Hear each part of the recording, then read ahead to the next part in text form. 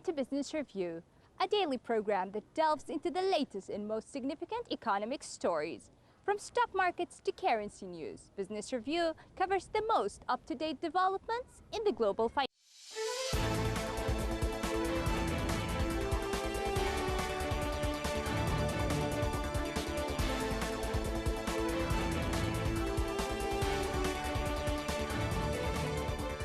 Price for copper futures traded on the Shanghai Futures Exchange sustain a high of about 58,000 yuan a ton, while spot copper prices were up more than 60% from its low of 35,300 yuan a ton in March.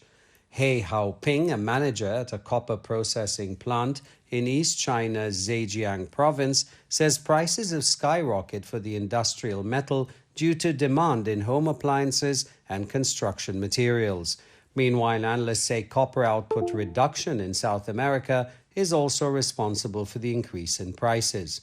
Industry insiders say although the current low supply will push up copper prices in the short term, the long run could see supply and demand return to a more balanced and stable state. According to a London-based analyst, markets have reacted positively to reports a post-Brexit trade deal is close to being agreed by the United Kingdom and the European Union. European shares rose for a third straight session with the deal finally in sight. London mid-caps jumped 1.2% to end a holiday-shortened session at their highest since February, while the FTSE 100's gains were limited by a stronger pound weighing on the exporter-heavy index.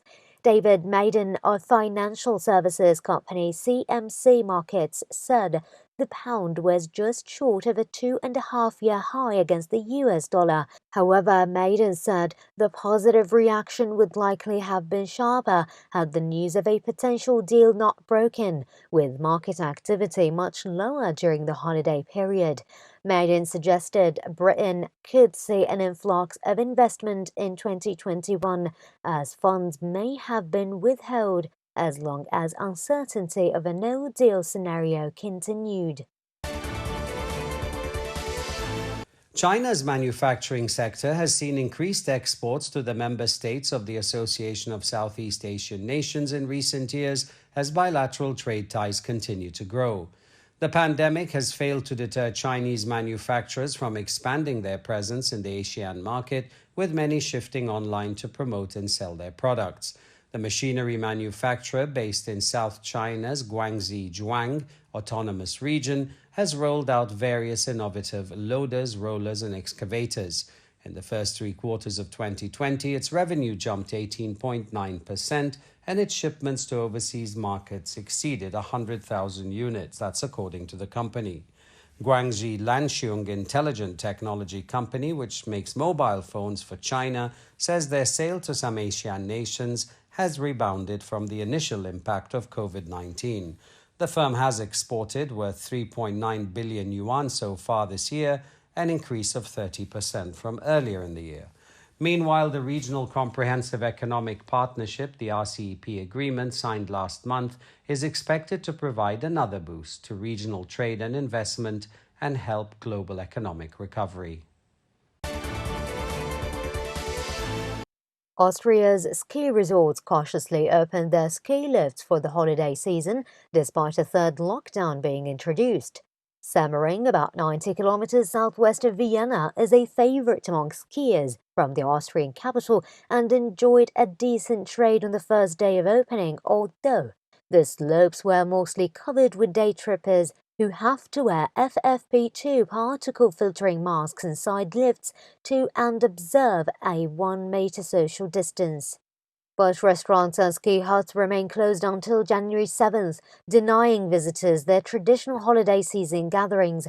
Hotels and tourist accommodations are closed, meaning skiing over the holiday period will be limited to people who live close enough to a resort for a day trip. Many ski resorts have adopted a social distancing and other infection-curbing measures to ensure the safety of the visitors.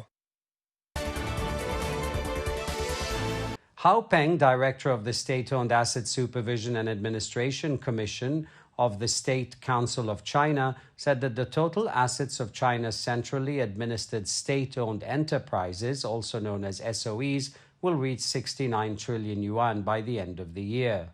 The official outlined the achievements in reforming the central SOEs during the 13th five-year plan at a meeting held in Beijing.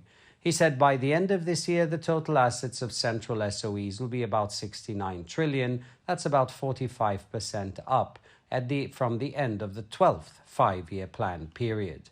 During the 13th five-year plan period, the reform and development of central SOEs made significant progress and achievements.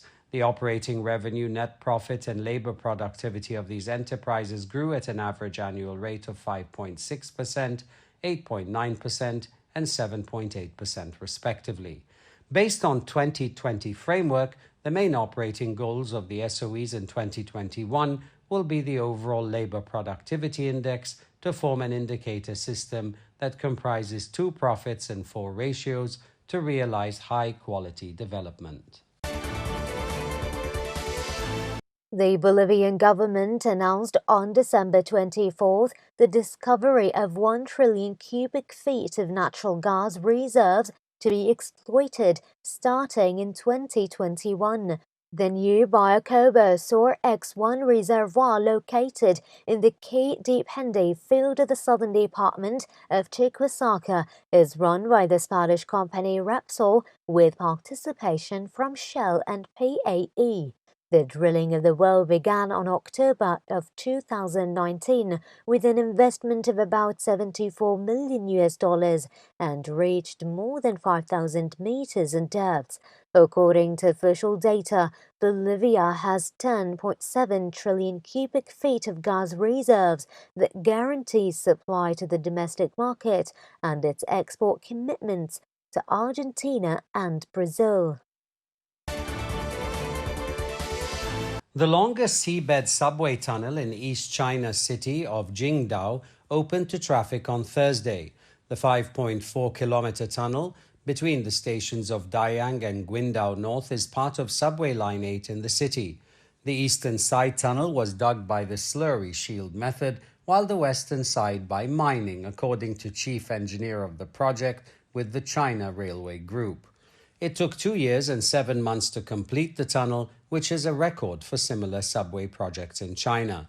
The tunnel has surpassed the tunnel of Qingdao Subway Line 1, which has 3.49 kilometers of line undersea, becoming the longest seabed subway tunnel in China. With the opening of traffic, the tunnel will give a strong impetus to integration and coordinated development of the China-Shanghai Cooperation Organization demonstrative zone and the Jiaodong economic sphere.